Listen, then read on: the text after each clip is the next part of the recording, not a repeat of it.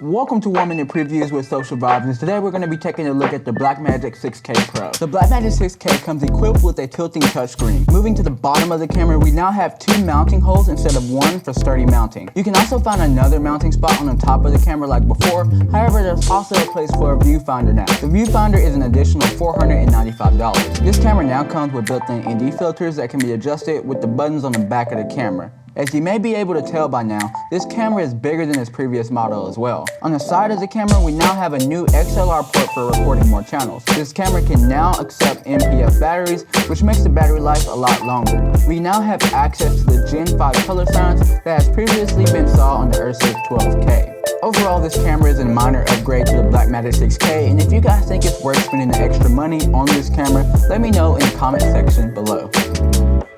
I hope you guys enjoyed this 1 minute review, and if you found it beneficial, please hit that like button and consider subscribing.